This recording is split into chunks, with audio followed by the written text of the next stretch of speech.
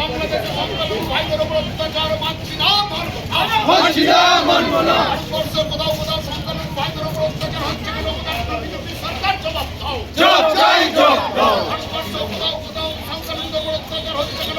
BJP সরকার জবাব দাও। জবাব চাই, জবাব দাও। আগামী 12 ডিসেম্বর ভিডিও ঘেরাও অভিযানে দলে দলে যোগ দিন। যোগ দিন, যোগ দিন, যোগ দিন। আগামী 12 ডিসেম্বর ভিডিও এবং বিএলআর ঘেরাও অভিযানে দলে দলে যোগ দিন। যোগ দিন, যোগ দিন।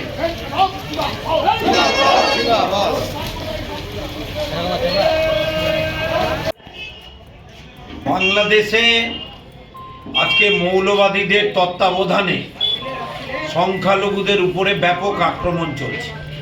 ঠিক একইভাবে ভারতবর্ষে যারা হিন্দুত্ববাদ প্রতিষ্ঠিত করতে চাইছে এদেশের সংখ্যালঘু মানুষদের উপরে আক্রমণ করছে।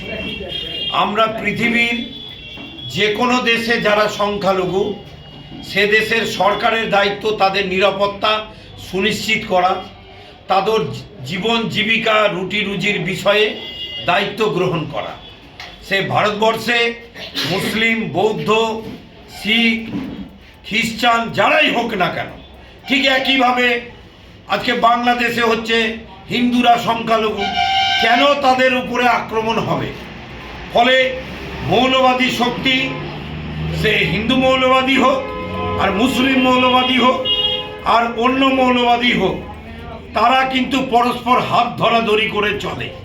আমরা দেখলাম বহরমপুরে যেভাবে লোকসভা নির্বাচনে আমাদের পার্টির নেতা মোহাম্মদ সেলিম প্রার্থী ছিলেন, জাতীয় কংগ্রেসের অধীর চৌধুরী প্রার্থী ছিলেন, সেখানে বাম কংগ্রেসকে হারানোর জন্য যেভাবে তৃণমূলের বিধায়ক যেভাবে ভাগীরথী নদীতে দেহ ফেলে দেওয়ার কথা বলেছেন, অন্যদিকে সেখানে গেরুয়া বসন পরে হঠাৎ করে মহারাজারা মিছিলে নেমে গেলেন।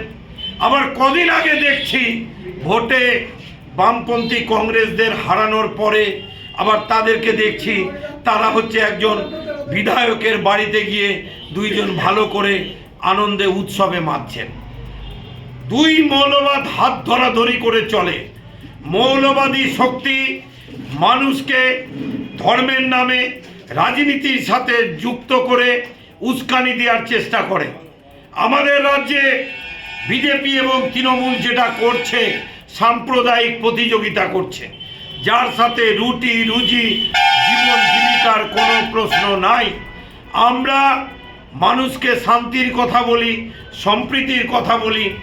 1992 সালে 6 ডিসেম্বর দিনটাকে আমরা ধর্মনিরপেক্ষতা রক্ষা করার দিবস হিসেবে পালন করে আসছি। আজকেও সেটা করলাম। নূরপুর অঞ্চলে আমাদের মিছিল হলো।